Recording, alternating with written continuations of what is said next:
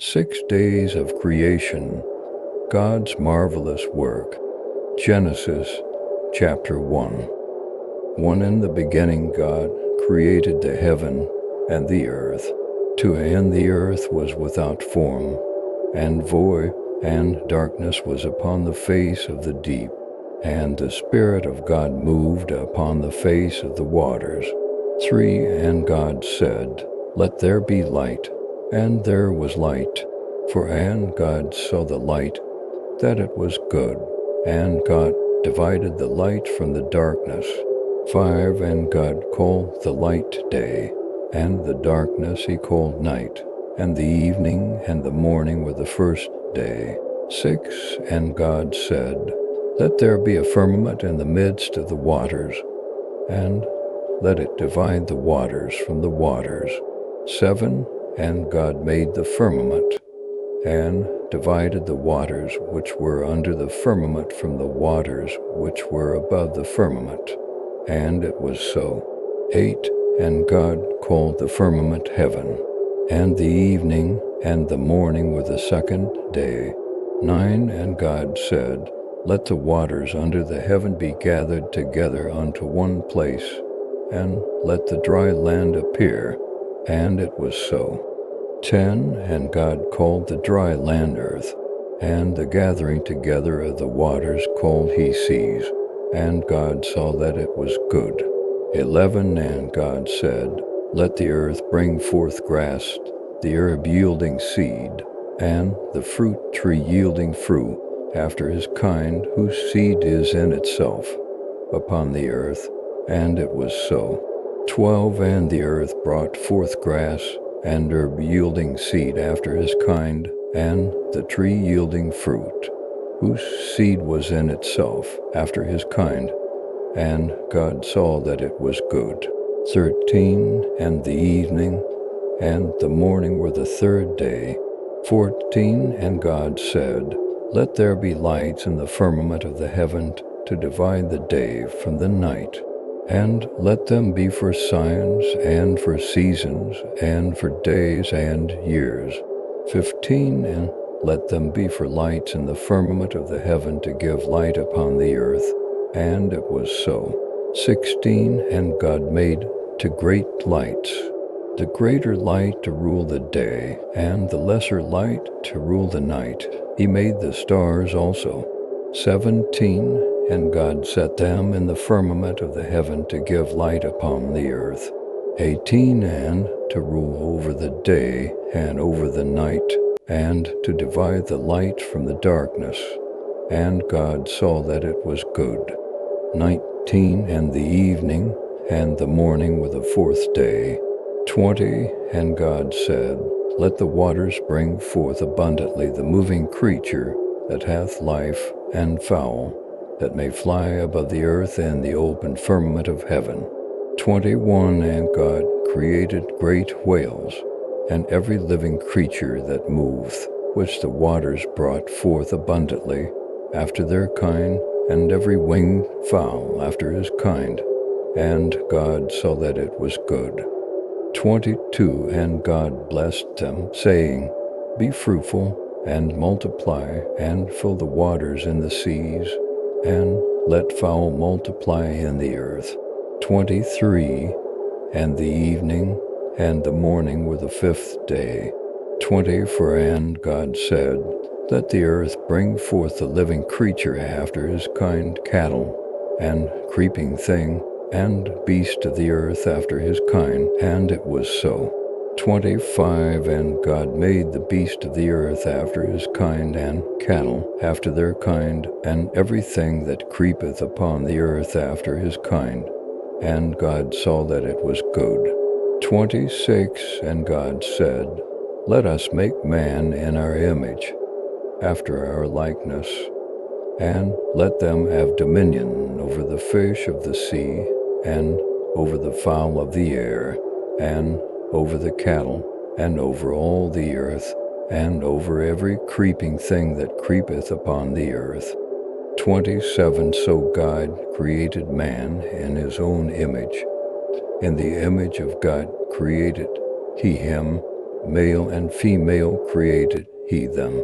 28 And God blessed them, and God said unto them, Be fruitful, and multiply, and replenish the earth, and subdue it, and have dominion over the fish of the sea, and over the fowl of the air, and over every living thing that moveth upon the earth.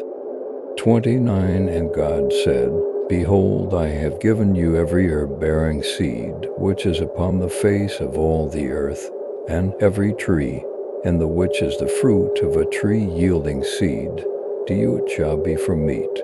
30 And to every beast of the earth, and to every fowl of the air, and to everything that creepeth upon the earth, wherein there is life, I have given every green herb for meat. And it was so. 31 And God saw everything that he had made, and behold, it was very good. And the evening and the morning were the sixth day. Genesis chapter 2. When thus the heavens and the earth were finished, and all the host of them. 2 And on the seventh day God ended his work which he had made, and he rested on the seventh day from all his work which he had made.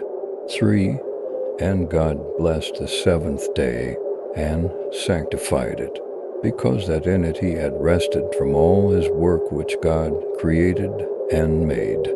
For these are the generations of the heavens and of the earth when they were created, in the day that the Lord God made the earth and the heavens.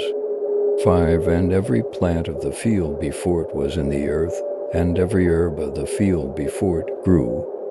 For the Lord God had not caused it to rain upon the earth, and there was not a man to till the ground. 6 But there went up a mist from the earth, and watered the whole face of the ground. 7 And the Lord God formed man of the dust of the ground, and breathed into his nostrils the breath of life, and man became a living soul. 8 And the Lord God planted a garden eastward in Eden, and there he put the man whom he had formed. 9 And out of the ground made the Lord God to grow every tree that is pleasant to the sight, and good for food, the tree of life also in the midst of the garden, and the tree of knowledge of good and evil. 10 And a river went out of Eden to water the garden, and from thence it was parted, and became into 4 heads. 11 The name of the first is Pison, that is it which compasseth the whole land of Havilah, where there is gold. 12 And the gold of that land is good. There is bdellium, and the onyx stone. 13 And the name of the second river is Gihon, the same is it that compasseth the whole land of Ethiopia. 14 And the name of the third river is Hiddekel, that is it which goeth toward the east of Assyria, and the fourth river is Euphrates. 15 And the Lord God took the man, and put him into the garden of Eden to dress it, and to keep it. 16 And the Lord God commanded the man, saying, Of every tree of the garden thou mayest freely eat. 17 But of the tree of the knowledge of good and evil thou shalt not eat of it.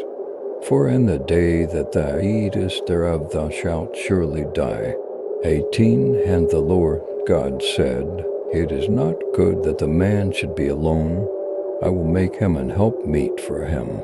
19 And out of the ground the Lord God formed every beast of the field, and every fowl of the air, and brought them unto Adam to see what he would call them.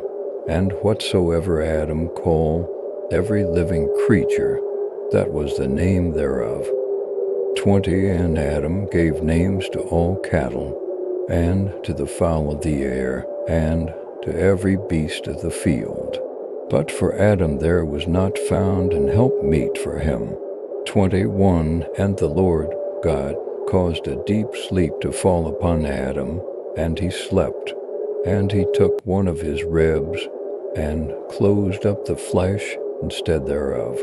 22. And the rib which the Lord God had taken from man, made he a woman, and brought her unto the man. 23. And Adam said, This is now bone of my bones, and flesh of my flesh. She shall be called woman, because she was taken out of man. 20. For therefore shall a man leave his father and his mother, and shall cleave unto his wife, and they shall be one flesh.